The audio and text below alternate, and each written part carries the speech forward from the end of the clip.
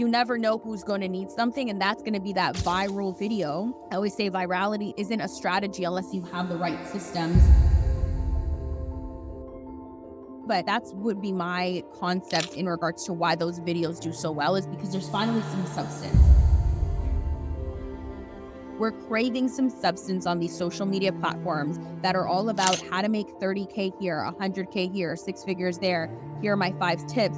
People do crave that humanized content too. Welcome to #Ad by Penji, the podcast where we discuss everything influencer marketing. We'll talk tips to help assist you in your influencer journey and so much more.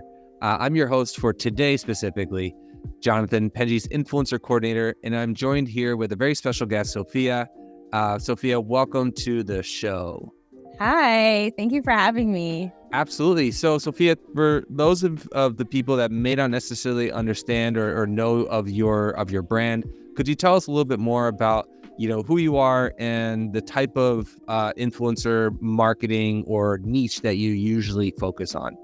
Yeah, so my name's Aguilar. I am Colombian, born and raised. So I am an immigrant here in Canada, now a permanent citizen. But I always start with that because a lot of people on my platform are actually, new to this country. And so I show them the opportunity model of what I do and who I am.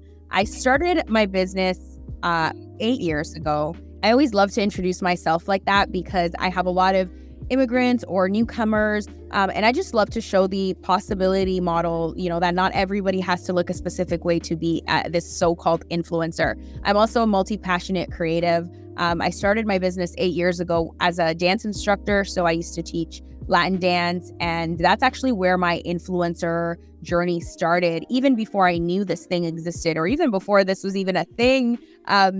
This was, me just partnering and connecting with like-minded individuals who either had a product or a service and they loved what I was doing and they just wanted to kind of use me as a representation, essentially.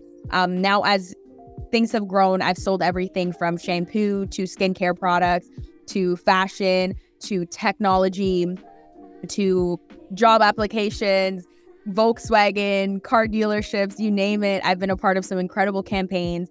And now I run a marketing agency myself where I get to kind of play all the roles. I still do the front end of brand partnerships, but I also teach influencers how to get those brand partnerships. And also on the other hand, help brands find, the right influencers for their brand as well. So I do a little bit of everything. I love creating content. I love the strategy concept, but I think the influencer landscape has evolved so much with UGC, so much with front-facing and faceless. So I just love this topic of conversation. I'm just excited to kind of give my tips, give my value, and really encourage people to dive into this landscape as well.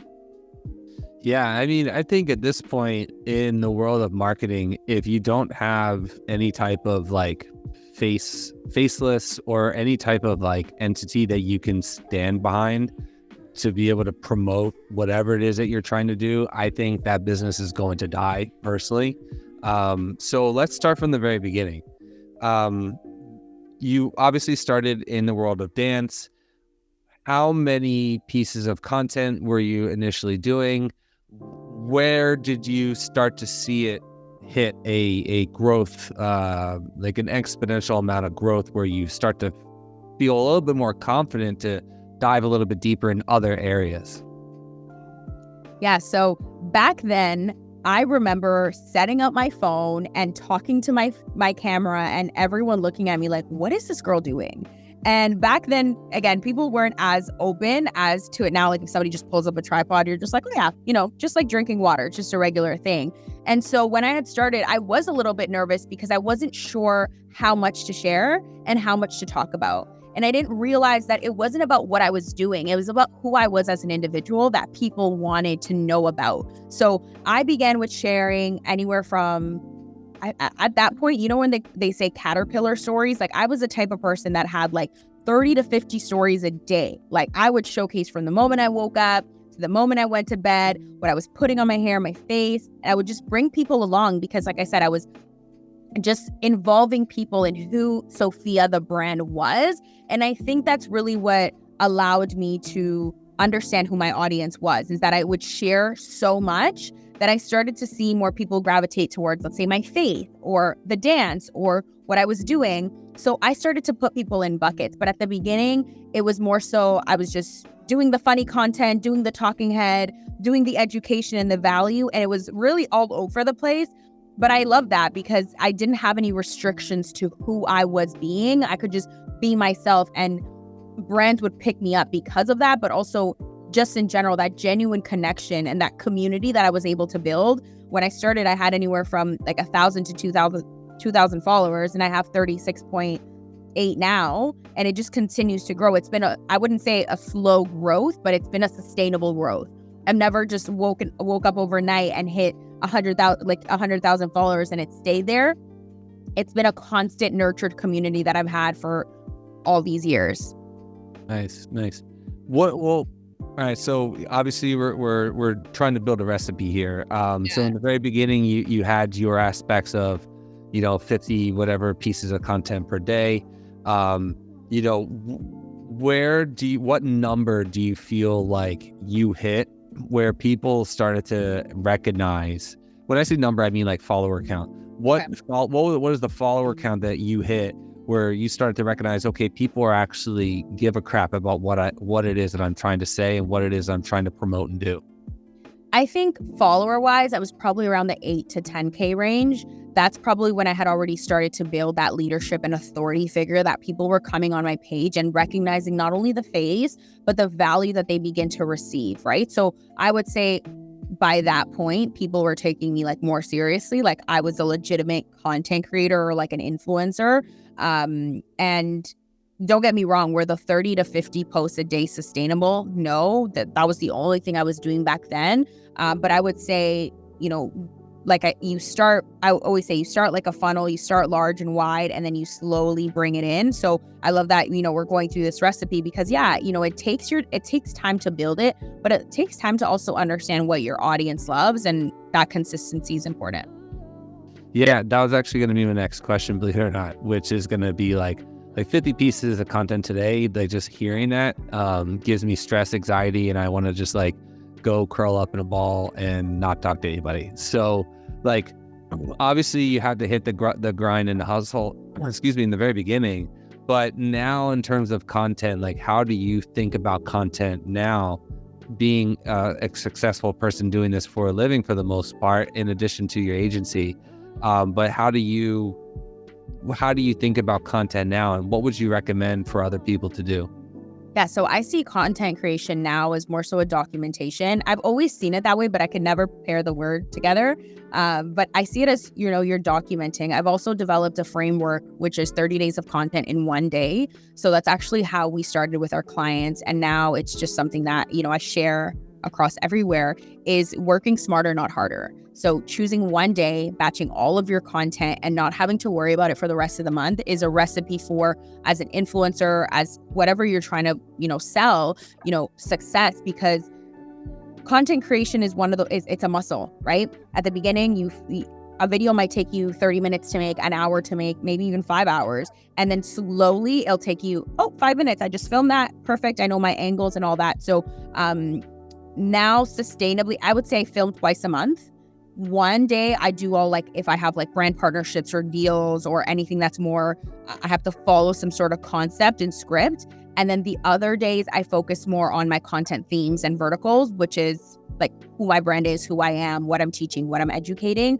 But it has to work around like something I put in the brains of everybody. Like, this is a part of your daily method of operations. For me, this is a business. This is who I am. This is what I do. So content creation is a part of what I do. My phone is set up with a tripod all the time just to gather clips and B-roll, right? So I've gotten that into a habit because I know that I document. I don't just sit and say, okay, I'm going to create a video.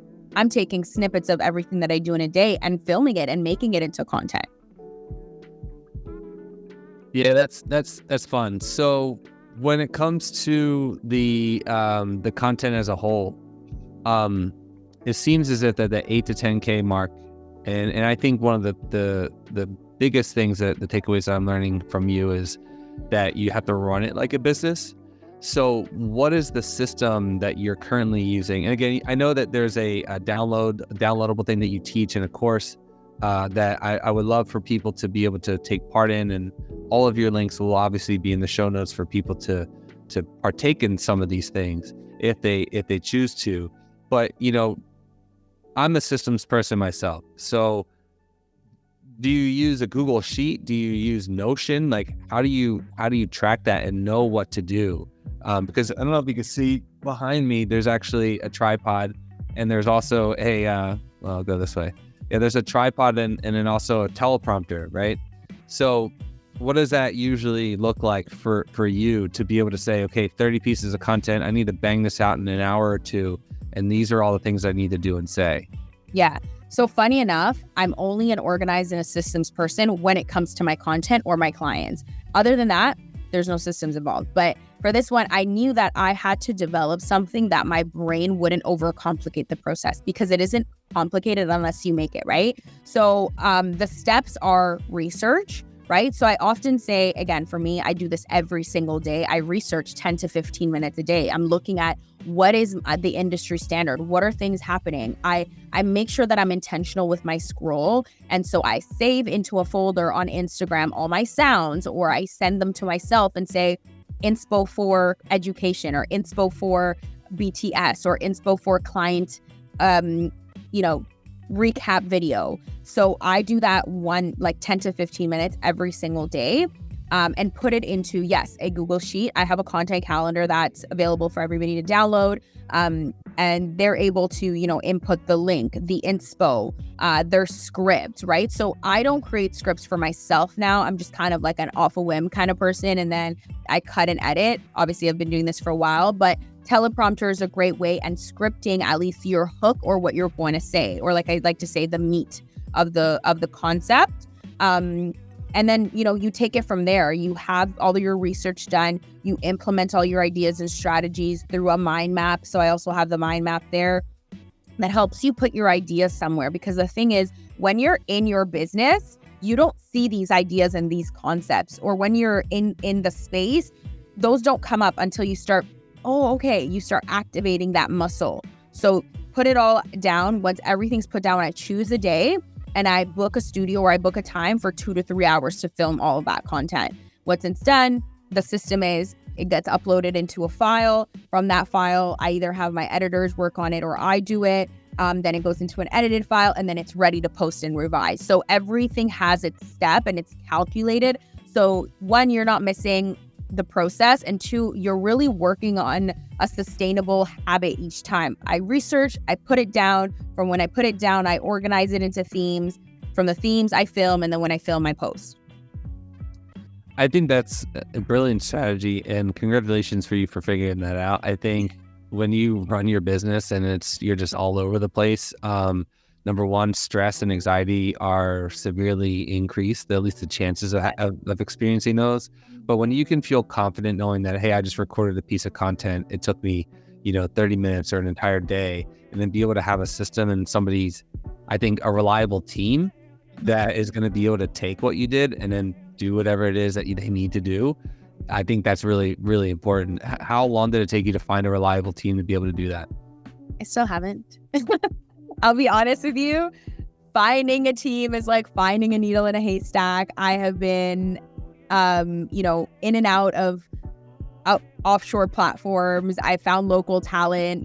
There's just always something. And I think, we can blame outside people as much as we want, but usually it comes down to the leader and the business owner. Also, talent is everywhere. Resources are endless. And now with all these AI platforms and platforms like yours, it almost makes it easier for us as business owners to say, I don't have to hire somebody and I could just use something within, right? So I'm still exploring. I have 2 reliable people right now for the past 2 months that they've made my life so much easier. But as you grow, you look at what you need and what you don't need. I wanted to touch on what you said about anxiety. Our brain needs a feedback loop, right? So like what we need is to like complete something in order to get that like gratification, right? So that's how it works with the content. You notice even when people react to it, and that's how I built my system around trying it multiple different ways and saying, okay, that absolutely did not work. I feel super anxious and stressed out, and scrolling for a whole day is unsustainable for me. Or something like, I can't film every day because I need to do emails. I need to just live my life and be off the phone and not have, that consistent eye strain, right? So I've developed that system and that team because of what worked and what didn't work. Yes, it's trial and error, but it's also a feedback loop of like, how does my body feel doing this? How do I feel more anxious? Was I actually more productive doing it this way? So yeah, that's what I kind of look for in my team as well, is like, did they stress me out? Did they make my life easier? Did they allow me to be more productive, and vice versa? So yeah, I mean, that's huge. Definitely a lot of growth from a business professional. I think that's like when you've not necessarily made it, but when you've been through the weeds and been through the shit, those are the types of people that I like talking to, because like, you got some scars underneath all that. So that's so many scars. That's always good. So now you have the recipe is this, right? So now we have a good understanding of what you did in the beginning. You got to a certain level of growth and you grinded, right? And now you're being a little bit more strategic. So there's two more things that I would like to kind of brush up on is number one, the analytics aspect. How are you looking at analytics to be able to make strategic decisions? And then we'll end with partnerships, right? And what does that usually look like? So let's start with the analytics, right? You just created a piece of content, restart, reset, refocus. Kind of talks a little bit more about the business aspects and the means of developing content strategy. Let's just say that's out for a week, right? And it does complete crap, right? It doesn't do anything. Do you delete it? Do you create more content like that?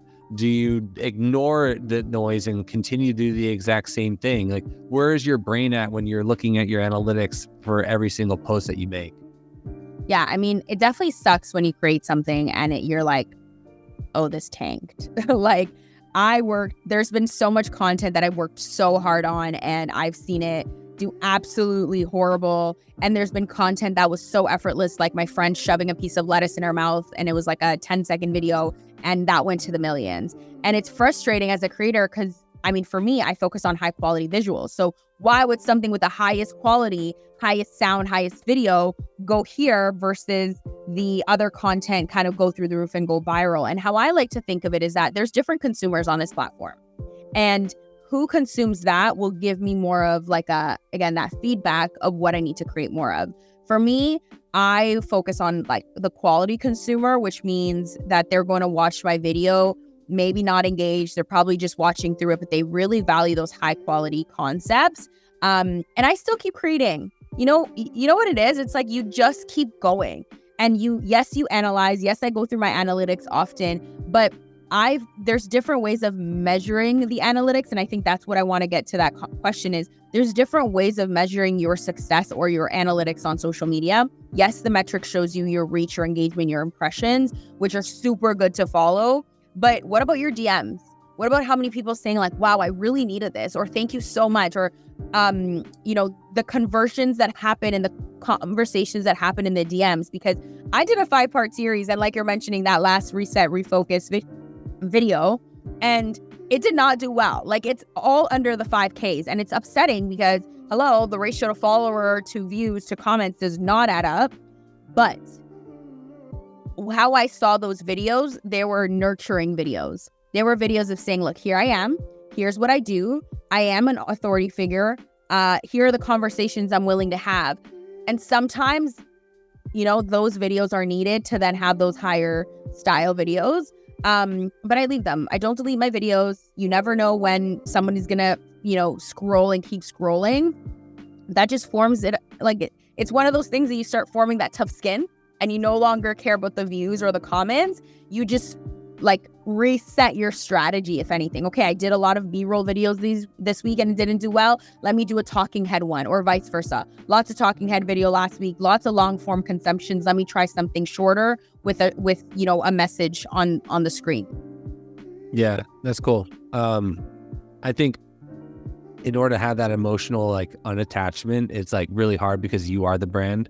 Yeah. At the same time, you have to treat yourself like a product, right? Yeah. Where it's like, hey, I'm a person and I'm a human and I receive DMs and I receive negative and I receive positive. At the same time, be able to go to sleep and have like a fresh approach to be able to say, oh, well, what happened yesterday was yesterday and this is today. Is that very similar to like your mindset?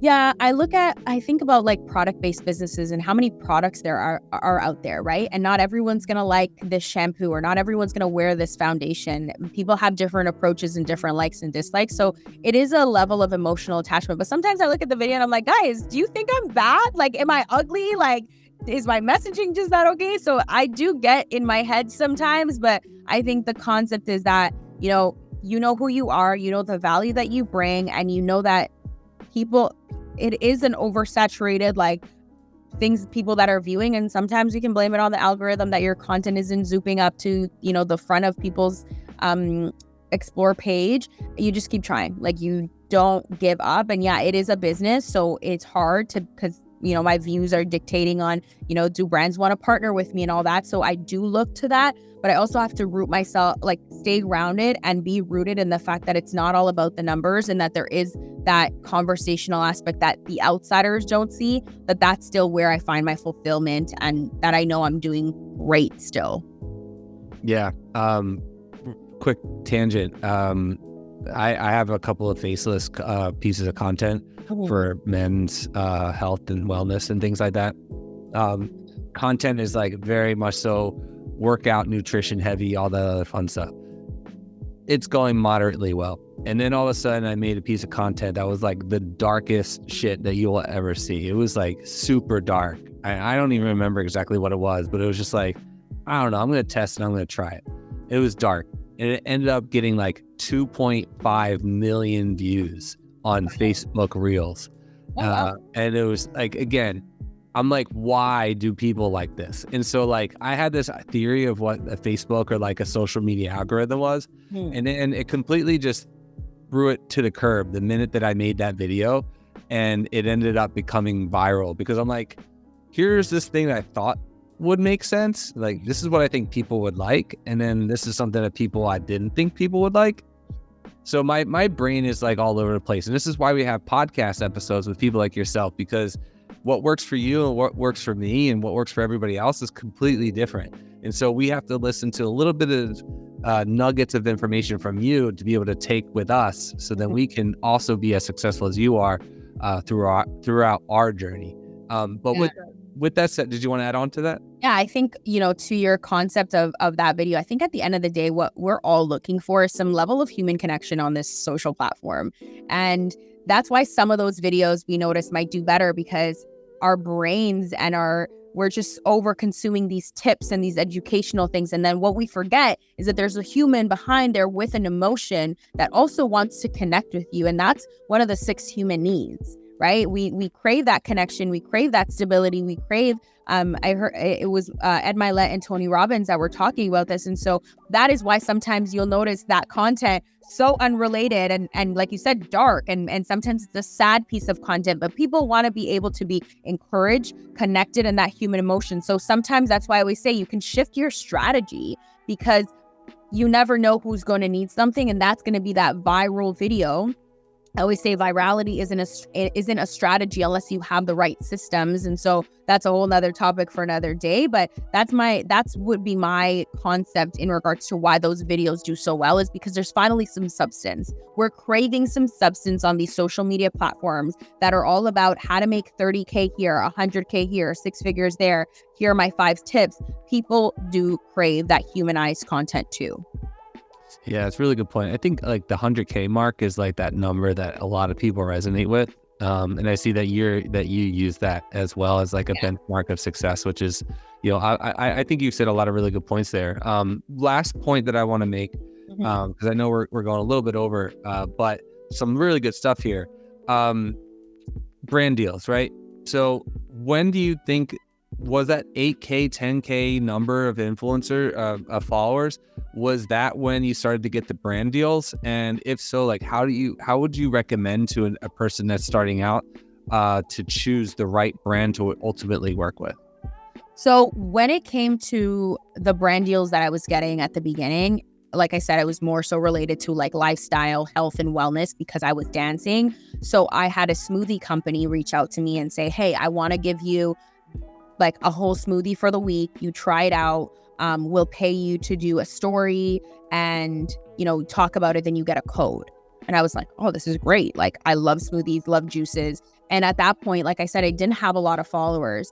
And what I like to say now, I do decline a lot of brand partnerships because they're not aligned. You need to know what you're representing and what your values are. So the best way, whether you're a faceless account, you're doing UGC, or you want to do every brand partnership, that's cool. But you want to get really specific with who you are, who the brand because at the end of the day, you're representing the brand, but the brand also represents you, right? So what you're attached to is really important. That's important for me. That's one of my values.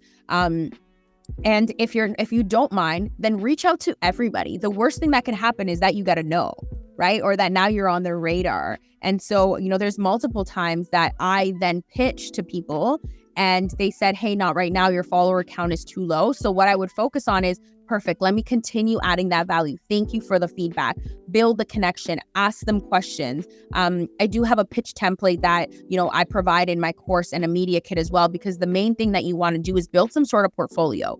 Even if you don't have a portfolio or any experience, create it for yourself. Right now with UGC, you can pick up a lip gloss and take a video of it and put that as a part of your portfolio.